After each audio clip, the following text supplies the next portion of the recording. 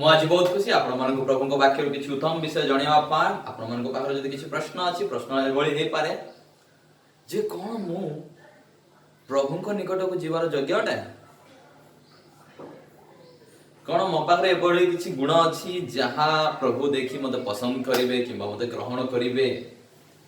ମୁଁ କ'ଣ ନେଇ ପ୍ରଭୁଙ୍କ ପାଖକୁ ଯିବି? ମୁଁ ଯଦି ଆଜି ଚାହିଁବି ପ୍ରଭୁଙ୍କ ନିକଟକୁ ଯିବା ପାଇଁ, କ'ଣ ପ୍ରଭୁ ମୋତେ ଗ୍ରହଣ କରିବେ? ଯଦି ଆପଣମାନଙ୍କ ନିକଟରେ ଏଭଳି କିଛି ପ୍ରଶ୍ନ ଅଛି, ପ୍ରଭୁଙ୍କ ବାକ୍ୟ କହେ ଯାହା ତାହା ଆମେ ଆଜି ଦେଖିବା ପାଇଁ ଯିବା। ଆସନ୍ତୁ ମୋ ସଙ୍ଗରେ ପ୍ରଭୁଙ୍କ ବାକ୍ୟ ନିକଟକୁ। ପୁନର୍ବାର ଆପଣମାନଙ୍କୁ ସ୍ୱାଗତ ଜଣାଉ ପିସ୍ ମେକର୍ସ ଟାବରନାକଲ ଚର୍ଚ୍ଚ କୋଇମ୍ବତୁରରେ।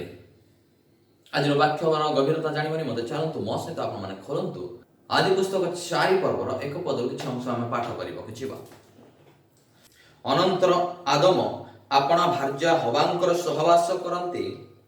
ସେ ଗର୍ଭବତୀ ହୋଇ କଇନ ଅର୍ଥାତ୍ ଲାଭ ନାମକ ଗୋଟିଏ ପୁତ୍ର ପ୍ରସବ କରି କହିଲେ, ସଦାପ୍ରଭୁଙ୍କ ସାହାଯ୍ୟରେ ମୋହର ଏହି ନର ଲାଭ ହୋଇଅଛି।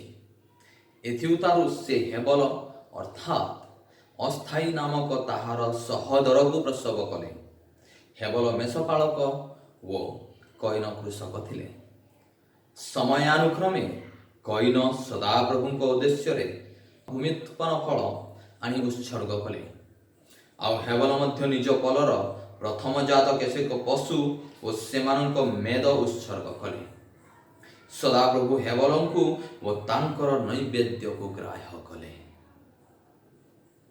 ଆପଣମାନେ ମୁଁ ଏ ଯେଉଁ ବାକ୍ୟ ଶୁଣୁଥିଲୁ, କଇନ ଏବଂ ହେବଲ ଏମାନଙ୍କ ମଧ୍ୟରେ ଯେଉଁ ବଳିଦାନ ଏମାନେ କରିବା ନିମନ୍ତେ ଯାଉଛନ୍ତି, ନୈବେଦ୍ୟ ଉତ୍ସର୍ଗ କରିବା ନିମନ୍ତେ ଏମାନେ ଯାଉଅଛନ୍ତି, ସେମାନଙ୍କ ମଧ୍ୟରୁ କେବଳ ଜଣଙ୍କର ନୈବେଦ୍ୟ ପରମେଶ୍ୱର ଗ୍ରହଣ କରୁଅଛନ୍ତି। ପୁରାତନ ନିୟମରେ ଯେତେବେଳେ ସେମାନେ ନାମକରଣ ରଖିବାର ଏକ ଗୁରୁତ୍ୱ ଥିଲା। ସେମାନେ ନାମକରଣ ସେ ପିଲାଙ୍କ ଚରିତ୍ର, ତାଙ୍କ ଗୁଣ, ତାଙ୍କ ବ୍ୟବହାରକୁ ଧରି ତାଙ୍କୁ ରଖାଯାଉଥିଲା। ଆପଣମାନେ ଯଦି ଚିନ୍ତା କରିବେ ଅବ୍ରାହମଙ୍କ ବିଷୟରେ ଆମେ ଦେଖିବା, ଯଦି ଆଦି ପୁସ୍ତକ 17:5 ସେଠାରେ ପରମେଶ୍ୱର ଅବ୍ରାମକୁ କହୁଛନ୍ତି, ଆଜିଠାରୁ ତୁମ ନାମ ଅବ୍ରାମ ରହିବ ନାହିଁ, ତୁମ ନାମ ଅବ୍ରାହମ ଅର୍ଥାତ୍ ବହୁ ଲୋକର ପିତା ତୁମେ ହେବ। ନାମକରଣରେ ଜଣେ ବ୍ୟକ୍ତିଙ୍କର କାରାକ୍ଟର, ପର୍ସନାଲିଟି, ତାଙ୍କର ଚରିତ୍ର ସେଠାରେ ଥାଏ। ସେଭଳି ଆମେ ଯଦି ଦେଖିବା ନୂତନ ନିୟମମାନଙ୍କରେ ଯୀଶୁଖ୍ରୀଷ୍ଟ ନିଜେ ସେ ସିମୋନକୁ ସେ କ'ଣ କହୁଛନ୍ତି, ଆଜିଠାରୁ ତୁମ ନାମ ସିମୋନ ନୁହଁ, ତୁମ ନାମ ପିତର ଅର୍ଥାତ୍ ପଥର ହେବ, କାରଣ ତୁମ୍ଭ ଉପରେ ଆମେ ମଣ୍ଡଳୀ ସ୍ଥାପନ କରିବା ପାଇଁ ଯାଉଅଛୁ। ପୁଣି ସାଉଲ ଯେତେବେଳେ ସେ ମନ ପ୍ରେରଣ କଲେ, ସାଉଲଙ୍କ ନାମରୁ ତାଙ୍କୁ ପାଉଲ ରଖାଗଲା। ଯଦି କଇନଙ୍କ ବିଷୟରେ ଆମେ ଚିନ୍ତା କରିବା, କଇନ ଯେତେବେଳେ ଜନ୍ମ ନେଉଛନ୍ତି ତାଙ୍କ ମା କହୁଛନ୍ତି, ମୁଁ ଏହାଙ୍କୁ ପ୍ରଭୁଙ୍କ ଠାରୁ ପ୍ରାପ୍ତ ହେଇଅଛି। ଦେଖନ୍ତୁ, ମୁଁ ଆପଣମାନଙ୍କ ନିମନ୍ତେ ପଢ଼ିବା ପାଇଁ ଚାହେଁ, ସଦାପ୍ରଭୁଙ୍କ ସାହାଯ୍ୟରେ ମୋହର ଏକ ନର ଲାଭ ହେଇଅଛି। ଯଦି ଏହାର ମୂଳ ଭାଷାକୁ ଆମେ ଯାଇ ଚିନ୍ତା କରିବା, ଏହାର ଅର୍ଥ ମୁଁ ଗୋଟିଏ ବ୍ୟକ୍ତିଙ୍କୁ ପ୍ରଭୁଙ୍କ ଠାରୁ ପ୍ରାପ୍ତ ହେଲେ, ପ୍ରଭୁଙ୍କ ଠାରୁ ପାଇଲି। ଆଉ ଏ ଯେଉଁ ଶବ୍ଦ ବ୍ୟବହାର କରାଯାଇଛି, ଏହା କେବଳ ଗୋଟିଏ ଶବ୍ଦ ନୁହେଁ, ଅନେକ ଗୁଡ଼ାଏ ଶବ୍ଦର ସମ୍ମିଶ୍ରଣରେ ଏ ଗୋଟିଏ ଶବ୍ଦ କଇନ ତାହା ରଖାଯାଇଅଛି। ସେ ଗୁଡ଼ାଏ ସମ୍ମିଶ୍ରଣର ଶବ୍ଦମାନଙ୍କୁ ଯଦି ଆମେ ଗୋଟି ଗୋଟି କରି ଦେଖିବା, ଦେଖନ୍ତୁ ଆପଣମାନଙ୍କ ନିମନ୍ତେ ପ୍ରଥମ ଶବ୍ଦଟି ମୁଁ କହିବା ପାଇଁ ଚାହେଁ, ତାହା ହେଉଛି କୋଏନ୍। କୋଏନ୍ର ଅର୍ଥ ଫିଟ୍ ଟୁଗେଦର, ଅନ୍ୟାନ୍ୟ ବିଷୟ ସବୁ ନେଇ ଆସି ଗୋଟିଏ ଜାଗାରେ ଆମକୁ ଫିଟ୍ କରିବାର, ଗୋଟିଏ ଜାଗାରେ ଯୋଡ଼ି ରଖିବା, ଫାବ୍ରିକେସନ, ବୁଣିବା। ପୁଣି ଆଉ ଗୋଟେ ଶବ୍ଦ ଅଛି ଯାହା କ୍ୟାନ୍, QUN, କ୍ୟାନ୍। କ୍ୟାନ୍ର ଅର୍ଥ ପକ୍ଷୀ ରହିବାର ଯେଉଁ ଘର। ନାମର ଗଭୀରତା ଯଦି ଆମେ ଦେଖିବା ପାଇଁ ଯିବା, ବର୍ତ୍ତମାନ କଇନ ସେ ପ୍ରଭୁଙ୍କ ଠାରୁ ପ୍ରାପ୍ତ ବ୍ୟକ୍ତି। ପୁଣି ତାଙ୍କ ନାମର ଅର୍ଥ ସେ ସମସ୍ତ ବିଷୟ ଏକ ସ୍ଥାନରେ ରଖି ସେ ଗୋଟେ ଘର ତିଆରି ପାରିବା ମଧ୍ୟ ସକ୍ଷମତା ରଖିବା ପରି ବ୍ୟକ୍ତି। ବ୍ୟବସାୟରେ ଆଗେଇ ଚାଲିବାର ନାମ, ସେ ବ୍ୟବସାୟକୁ ବିସ୍ତାରିତ କରିବାର ନାମ। ଗୋଟିଏ ସାଧାରଣ ନାମ ଏତେ ଗୁଡ଼ାଏ ଅର୍ଥ ରହିବାର ତାତ୍ପର୍ଯ୍ୟ କ'ଣ? କାରଣ କଇନ ପ୍ରଭୁଙ୍କ ଠାରୁ ଦତ୍ତ ଥିଲେ। କାରଣ ତାଙ୍କ ମାତା କହୁଛନ୍ତି, ଏହା ପ୍ରଭୁଙ୍କ ଠାରୁ ମୁଁ ପ୍ରାପ୍ତ ହେଇଅଛି। ସେ ପ୍ରଭୁଙ୍କ ଠାରୁ ପ୍ରାପ୍ତ ହେବା ଜଣେ ବ୍ୟକ୍ତି ଅଛନ୍ତି, ସେଇଥିପାଇଁ ସେ ନାମର ଅର୍ଥ କଇନ ଅର୍ଥାତ୍ ପ୍ରଭୁଙ୍କ ଠାରୁ ସେ ଜଣେ ପ୍ରାପ୍ତ ବ୍ୟକ୍ତି ମଧ୍ୟ ପରମେଶ୍ୱର ତାଙ୍କୁ ଅଧିକରୁ ଅଧିକ ଜ୍ଞାନରେ ଭରି ଦେଇଅଛନ୍ତି, ଅଧିକରୁ ଅଧିକ ବୁଦ୍ଧିରେ ଭରି ଦେଇଅଛନ୍ତି।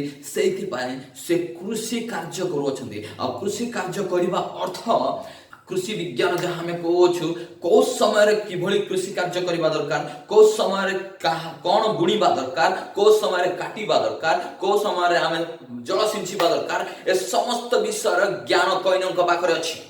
କାରଣ ସେ ସମସ୍ତ ହେତୁ ତାଙ୍କ ନାମ କଇନ ଅଟେ।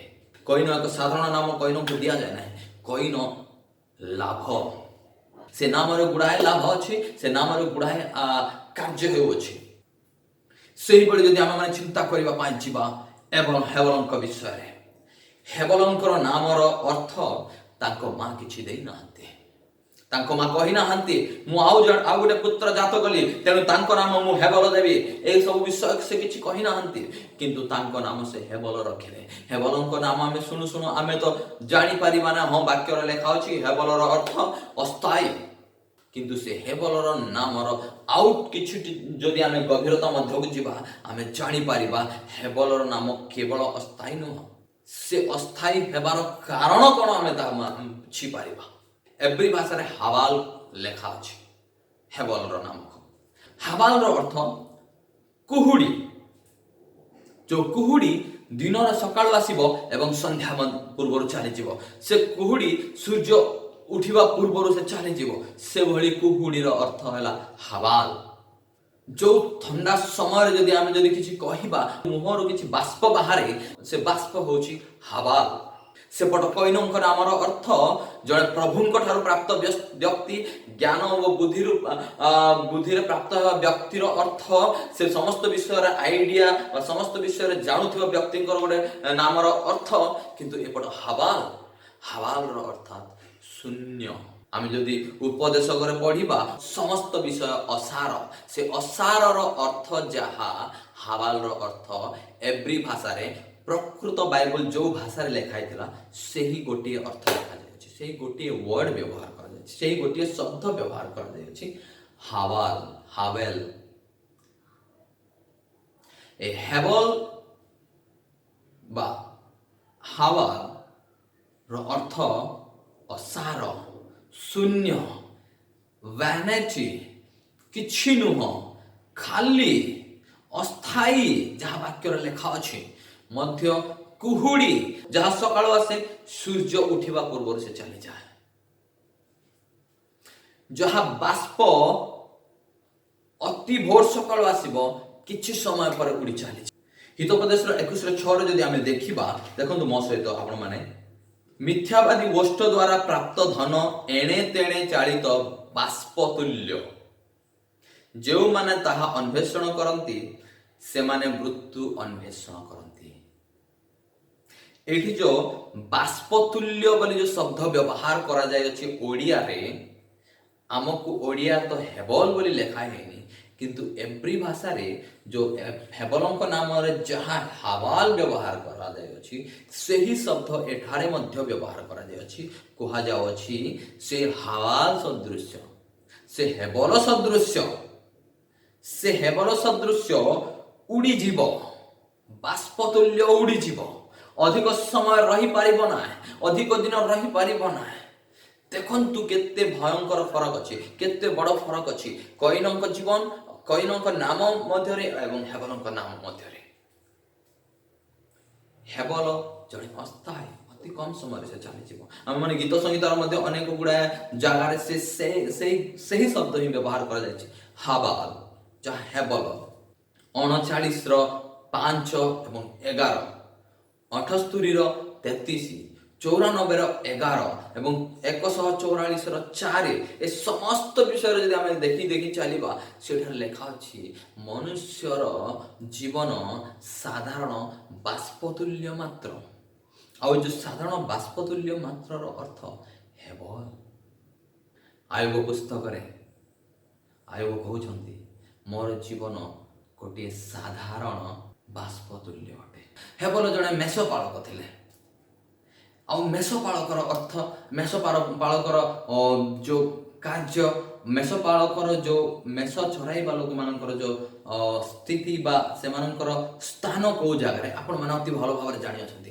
ଦାଉଦ ମଧ୍ୟ ଜଣେ ମେଷ ଶାବକ ଥିଲେ। ତାଙ୍କୁ ଭାଇମାନଙ୍କ ମଧ୍ୟରେ ସେ କିଛି କୌଣସି ବିଷୟରେ ସେ ଫିଟ୍ ନଥିଲେ ବା କୌଣସି କାର୍ଯ୍ୟ କରିବା ନିମନ୍ତେ ସେ ଅଧିକ ବୁଦ୍ଧିପ୍ରାପ୍ତ କିମ୍ବା ଜ୍ଞାନ ପ୍ରାପ୍ତ ନଥିବାରୁ ତାଙ୍କୁ କ'ଣ କରାଗଲା, ତାଙ୍କୁ ମେଷ ଚରାଇବା ନିମନ୍ତେ ପଠାଇ ଦିଆଗଲା। ମେଷପାଳକ ମାନେ ଯେଉଁମାନେ ଦୁର୍ବଳ ସେମାନଙ୍କୁ ମେଷ ପାଳନ କରିବା ନିମନ୍ତେ ପଠାଇ ଦିଆଯାଉଥିଲା, ଆଉ ଯେଉଁମାନେ ସବଳ ସେମାନଙ୍କୁ ଅନ୍ୟାନ୍ୟ କାର୍ଯ୍ୟରେ ରଖାଯାଉଥିଲା। ହେବଲଙ୍କ ନାମ କଇନଙ୍କ ଠାରୁ ତଳରେ ଅଛି, ହେବଲଙ୍କ କାର୍ଯ୍ୟ କଇନଙ୍କ ଠାରୁ ତଳରେ ଅଛି। ଯଦି ସମାଜର ସମସ୍ତ ବିଷୟ ଦେଖିବା, ଯଦି ସେମାନଙ୍କ ପାରିବାରିକ ବିଷୟ ଆମେ ଦେଖିବା, କଇନ ହେବଲଙ୍କ ନିଜର ବ୍ୟକ୍ତିଗତ ଜୀବନ ଯଦି ଆମେ ଦେଖିବା, ମୋର ପ୍ରିୟ ବନ୍ଧୁମାନେ, ଆମେ ସେମାନଙ୍କ ଭିତରେ ଥିବା ଯେଉଁ ଫରକ ଯଦି ଦେଖିବା, ହେବଲଙ୍କୁ କୌଣସି ବି ରାସ୍ତା ନାହିଁ କଇନଙ୍କ ସମକକ୍ଷ ହୋଇ କଇନଙ୍କ ଭଳି ସେ ବଳି ଉତ୍ସର୍ଗ କରିପାରିବେ। କିନ୍ତୁ ମୋର ପ୍ରିୟ ବନ୍ଧୁମାନେ ଦେଖନ୍ତୁ, ହେବଲ ସେ ତା ପାଖରେ ସେ ନିଜକୁ ଶୂନ୍ୟ ବୋଲି ଜାଣିଲେ ମଧ୍ୟ, ସେ କିଛି ନାହିଁ ବୋଲି ଜାଣିଲେ ମଧ୍ୟ, ସେ ସାଧାରଣ ବାଷ୍ପତୁଲ୍ୟ ବୋଲି ଜାଣିଲେ ମଧ୍ୟ ସେ ପ୍ରଭୁଙ୍କ ନିକଟରେ କମ୍ପ୍ଲେନ୍ ନ କରି, ପ୍ରଭୁଙ୍କୁ ସେ କମ୍ପ୍ଲେନ୍ ନ କରି ସେ ତାଙ୍କ ଭାଇଙ୍କ ସହିତ ସେ ପ୍ରଭୁଙ୍କ ନିକଟରେ ବଳି ଉତ୍ସର୍ଗ କରିବା ପାଇଁ ଯାଉଅଛନ୍ତି। ଏହା ସତ୍ୟ, ଦ ଟ୍ରୁ ୱର୍ସିପର ଯାହାକୁ କୁହାଯାଏ, ସତ୍ୟ ଭାବରେ ଉପାସନା କରିବା ଯାହାକୁ କୁହାଯାଏ, ବିଶ୍ୱସ୍ତ ଭାବରେ ଉପାସନା କରିବା ଯାହାକୁ କୁହାଯାଏ, ଏହା ସେ ବର୍ତ୍ତମାନ ହାୱେଲ ତାହା କରୁଅଛନ୍ତି। ହୁଏତ ତାଙ୍କ ପାଖରେ ତାଙ୍କ ଭାଇଙ୍କ ଭଳି କ୍ରିଏଟିଭିଟି ନଥାଇପାରେ, ତାଙ୍କ ଭାଇଙ୍କ ଭଳି ଯେଉଁ ସେ କୃଷି କାର୍ଯ୍ୟ କରୁଥିଲେ, କୃଷି କାର୍ଯ୍ୟ କରିବା ପାଇଁ ଅନେକ ଗୁଡ଼ାଏ କ୍ରିଏଟିଭିଟିର ଆବଶ୍ୟକତା ପଡ଼ୁଅଛି, ଅନେକ ଗୁଡ଼ାଏ ଜ୍ଞାନର ଆବଶ୍ୟକତା ପଡ଼ୁଅଛି, ଅନେକ ଗୁଡ଼ାଏ ବୁଦ୍ଧିର ଆବଶ୍ୟକତା ପଡ଼ୁଅଛି, ସମୟର ଜ୍ଞାନ ହେବାର ଆବଶ୍ୟକତା ପଡ଼ୁଅଛି, ଋତୁର ଜ୍ଞାନ ହେବାର ଆବଶ୍ୟକତା ପଡ଼ୁଅଛି, ଜଳର ଜ୍ଞାନ ହେବାର ଆବଶ୍ୟକତା ପଡ଼ୁଅଛି, ଭୂମିର ଜ୍ଞାନ ହେବାର ଆବଶ୍ୟକତା ପଡ଼ୁଅଛି। ସମସ୍ତ ଜ୍ଞାନ କଇନଙ୍କ ନିକଟରେ ଅଛି, କିନ୍ତୁ ହେବଲଙ୍କ ନିକଟରେ କିଛି ନାହିଁ। ସେ ଜଣେ ସାଧାରଣ ମେଷପାଳକ ଅଟନ୍ତି, ସେ ଜଣେ ସାଧାରଣ ବ୍ୟକ୍ତି ଅଟନ୍ତି, ସେ ପରିବାରର ହୁଏତ ନିଚ ସ୍ତରର ବ୍ୟକ୍ତି ଅଟନ୍ତି, ପରିବାରରେ ହୁଏତ ତାଙ୍କୁ ସାଧାରଣ ବ୍ୟକ୍ତି ଭାବରେ ଲୋକମାନେ ତାଙ୍କ ବାପା ମା ଦେଖିଥିବେ, କିନ୍ତୁ ସେ ସମସ୍ତ ବିଷୟ ଭୁଲିଯାଏ। ସେ ଭାଇ ଯାହା କରୁଥିଲେ ତାହା ଦେଖି ତାହା କରିବା ପାଇଁ ସେ ଗଲେ। ସେ ନିଜକୁ ଭାବି ନାହାନ୍ତି, ମୁଁ ଯଦି ଆଜି ଯିବି, ମୁଁ ନୈବେଦ୍ୟ ନେଇ ପ୍ରଭୁଙ୍କ ନିକଟକୁ ଯିବି, କ'ଣ ମୋର ନୈବେଦ୍ୟ ଗ୍ରହଣ ହବ? କାରଣ ମୁଁ ମୋ ଭାଇଙ୍କ ଭଳି ତ ଜ୍ଞାନୀ ନୁହେଁ, କାରଣ ମୁଁ ମୋ ଭାଇଙ୍କ ଭଳି ତ ମୋ ପାଖରେ ଅନେକ ଗୁଡ଼ାଏ ବୁଦ୍ଧି ନାହିଁ, କ୍ରିଏଟିଭିଟି ନାହିଁ। କିନ୍ତୁ ସେ ସତ୍ୟ ଭାବରେ ଉପାସନା କରୁଅଛନ୍ତି। ସେ ନିଜ ପାଖରେ ଥିବା ଭାଇମାନଙ୍କ ସହିତ କମ୍ପେୟାର କରୁନାହାନ୍ତି, ନିଜ ପାଖରେ ଥିବା ସୋସାଇଟି ସହିତ ସେ କମ୍ପେୟାର କରୁନାହାନ୍ତି, ନିଜ ପାଖରେ ଥିବା ପରିବାର ସହିତ ସେ କମ୍ପେୟାର କରୁନାହାନ୍ତି, ନିଜ ନାମ ସହିତ, ଭାଇଙ୍କ ନାମ ସହିତ ସେ ତୁଳନା କରି ପ୍ରଭୁଙ୍କ ସାରେ ସେ କମ୍ପ୍ଲେନ୍ କରୁନାହାନ୍ତି। କିନ୍ତୁ ପ୍ରଭୁଙ୍କ ନିକଟରେ ସେ ଦେବା ନିମନ୍ତେ କିଛି ବଳି ନେଇ ସେ ଯାଉଅଛନ୍ତି। ମୁଁ ବଳି କ'ଣ ସେ ନେଇଗଲେ ତାହା ଟଚ୍ କରିବା ପାଇଁ ଚାହେଁ ନାହିଁ। ସେ ସମସ୍ତ ବିଷୟ ଯଦି ଚିନ୍ତା କରିବା ତାହା ମଧ୍ୟ ଅତି ଭୟଙ୍କର ବିଷୟ। ସେ କୋଉ ପ୍ରକାର ବଳି ସେ ନେଇ ଯାଉଅଛନ୍ତି ପ୍ରଭୁଙ୍କ ନିକଟକୁ। କିନ୍ତୁ ମୋର ପ୍ରିୟ ବନ୍ଧୁମାନେ ଦେଖନ୍ତୁ, ଏ ବିଷୟରେ ଯଦି ଆମେ ଜାଣିବା ଯେ ହେବଲ ଆଉ କଇନ, ହୁଏତ କଇନଙ୍କ ପାଖରେ ସମସ୍ତ ପ୍ରକାର ସାମାଜିକ ଦୃଷ୍ଟିର ଅଧିକ ଉନ୍ନତି ସେ ଥିଲେ, ତାଙ୍କ ପାଖରେ ସମସ୍ତ ପ୍ରକାର କନଫର୍ମେସନ ଥିଲା ଯେ ପ୍ରଭୁ ତାଙ୍କ ବଳିକୁ ଗ୍ରହଣ କରିବେ। କାରଣ ନିୟମ ଅନୁସାରେ, ଯେଉଁଦି ଲୋକମାନଙ୍କର ନିୟମ ଅନୁସାରେ ମଧ୍ୟ ଆମେ ଯଦି ଦେଖିବା, ସେମାନଙ୍କର ଗୃହର ବଡ଼ ପୁଅ ଯିଏ, ସେ ପ୍ରିଷ୍ଟ ଭାବରେ ମନୋନୀତ କରାଯାଉଥିଲେ। ବର୍ତ୍ତମାନ କଇନ ସେ ଗୃହର ବଡ଼ ପୁଅ ହେତୁ ସେ ପୁରା କନଫର୍ମେସନ ଥିଲେ, ତାଙ୍କ ପାଖରେ ସମ୍ପୂର୍ଣ୍ଣ ସେ କନଫର୍ମ ହେଇଯାଇଥିଲେ ଯେ ତାଙ୍କର ବଳି ଉତ୍ସର୍ଗ ଗ୍ରହଣ କରାଯିବ, ତାଙ୍କର ନୈବେଦ୍ୟ ଗ୍ରହଣ କରାଯିବ। କିନ୍ତୁ ହେବଲଙ୍କ ପାଖରେ ନୈବେଦ୍ୟର ଗ୍ରହଣ କରାଯିବ କି ନ କରାଯିବ ସେ ପ୍ରଶ୍ନ ତାଙ୍କ ପାଖରେ ନଥିଲା। କେବଳ ମୁଁ ପ୍ରଭୁଙ୍କ ନିକଟରେ ନେଇ ଏ ବଳିଟାକୁ ମୁଁ ଉତ୍ସର୍ଗ କରିବି, ଏ ନୈବେଦ୍ୟଟାକୁ ମୁଁ ପ୍ରଭୁଙ୍କ ନିକଟରେ ଥୋଇବି, ଏଇ କେବଳ ତାଙ୍କ ଚିନ୍ତାରେ ଥିଲା।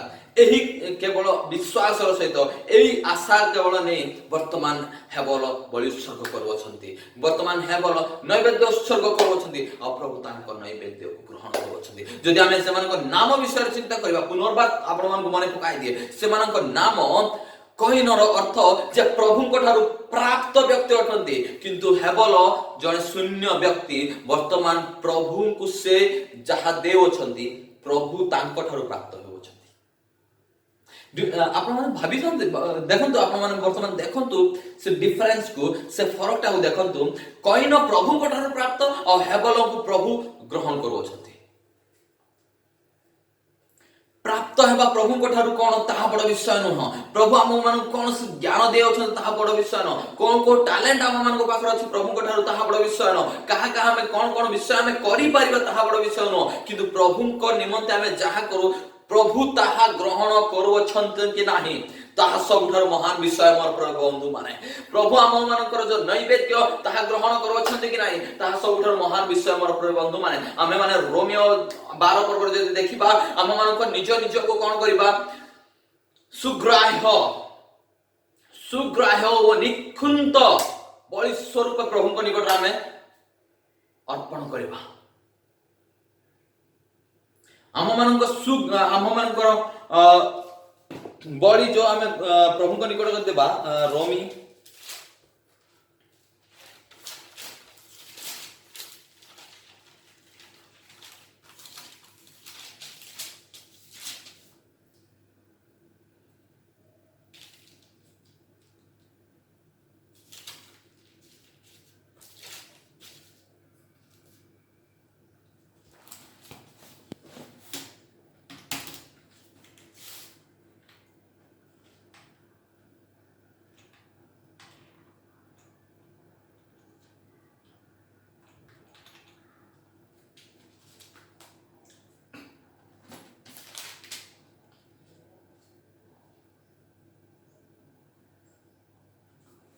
ପୁଣି ଆମେମାନେ ଯଦି ଦେଖିବା ସେଇ ରୋମିଓ 12:1 ଯଦି ଦେଖିବା ସେଠି ଲେଖା ଅଛି, ମୁଁ ତୁମ୍ଭମାନଙ୍କୁ ଈଶ୍ୱରଙ୍କ ଦୟା ହେତୁ ବିନତି କରୁଅଛି ତୁମ୍ଭେମାନେ ଆପଣା ଆପଣା ଶରୀରକୁ ସଜୀବ ପବିତ୍ର ଓ ଈଶ୍ୱରଙ୍କ ସୁଗ୍ରାହ୍ୟ ବଳି ରୂପେ ଉତ୍ସର୍ଗ କର।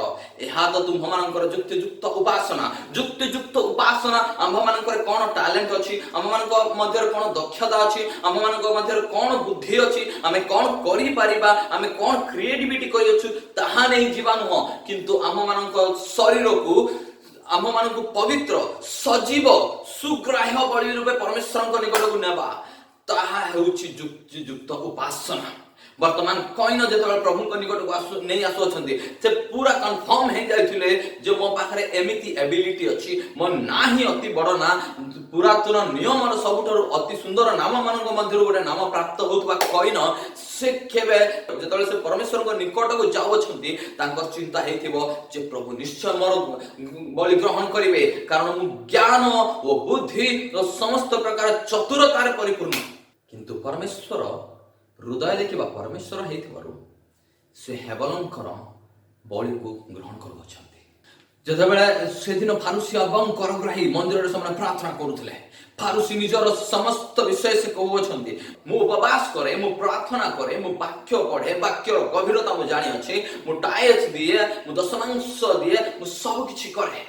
କିନ୍ତୁ ସେପଟ ଆର ପକ୍ଷରେ ଜଣେ କରଗ୍ରାହୀ ହୃଦୟ ସହିତ ସେ କହୁଛନ୍ତି, ମୁଁ ଜଣେ ପାପୀ, ମତେ ଗ୍ରହଣ କର। ପ୍ରଭୁ ସେ ପାପୀ ବ୍ୟକ୍ତିଙ୍କୁ ଗ୍ରହଣ କଲେ, କରଗ୍ରାହୀଙ୍କୁ ପ୍ରଭୁ ଗ୍ରହଣ କଲେ, କିନ୍ତୁ ଫାରୁସିଙ୍କୁ ପ୍ରଭୁ ଗ୍ରହଣ କଲେ ନା।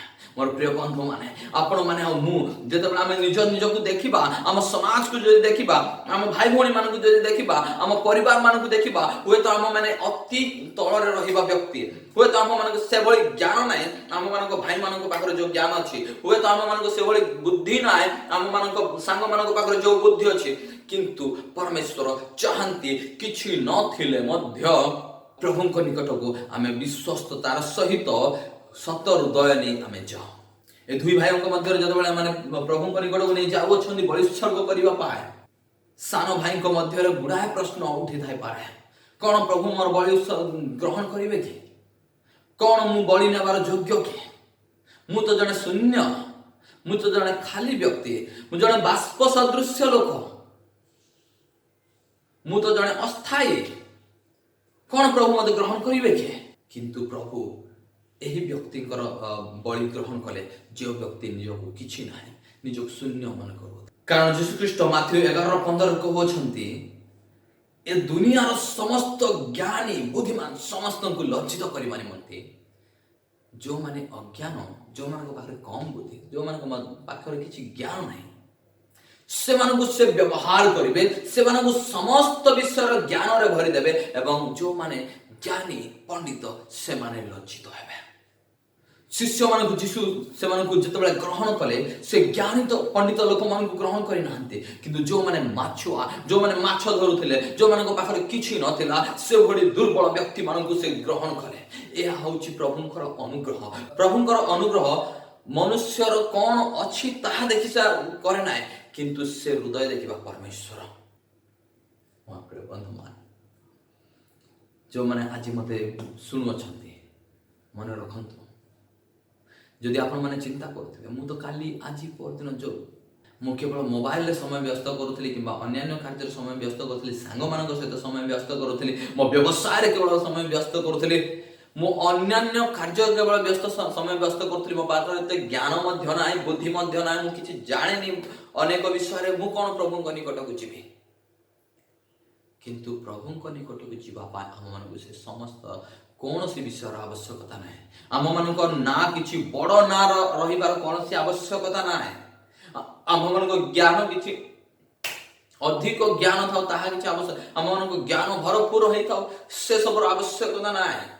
ପ୍ରଭୁଙ୍କ ନିକଟକୁ ଯିବା ପାଇଁ ଜଣେ ସତ୍ୟ ଉପାସକର ଆବଶ୍ୟକତା ଅଛି।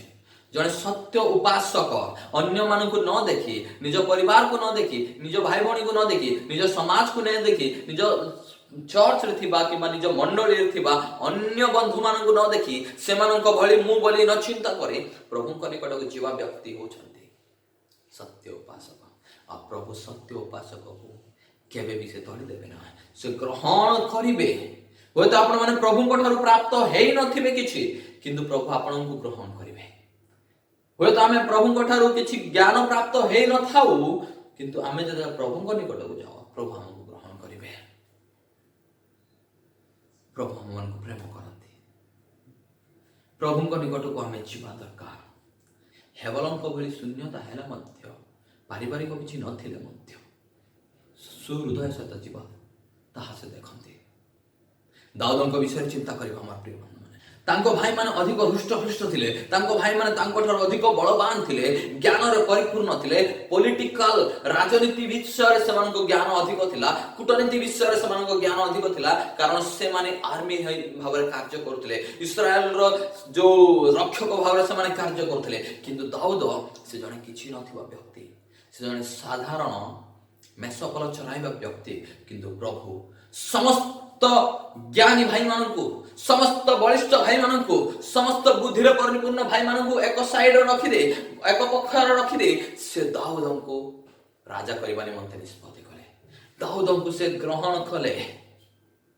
ତାଙ୍କ ଭାଇମାନେ ପ୍ରଭୁଙ୍କ ଠାରୁ ଅନେକ ପ୍ରକାର ଶକ୍ତି ପ୍ରାପ୍ତ ହେଇଥିବେ, ପ୍ରଭୁଙ୍କ ଠାରୁ ଅନେକ ପ୍ରକାର ବଳ ପ୍ରାପ୍ତ ହେଇଥିବେ, ଜ୍ଞାନ ପ୍ରାପ୍ତ ହେଇଥିବେ, କିନ୍ତୁ ପ୍ରଭୁ କାହାକୁ ଗ୍ରହଣ କରୁଅଛନ୍ତି? ପ୍ରଭୁ ଦାଉଦଙ୍କୁ ଗ୍ରହଣ କରୁଅଛନ୍ତି।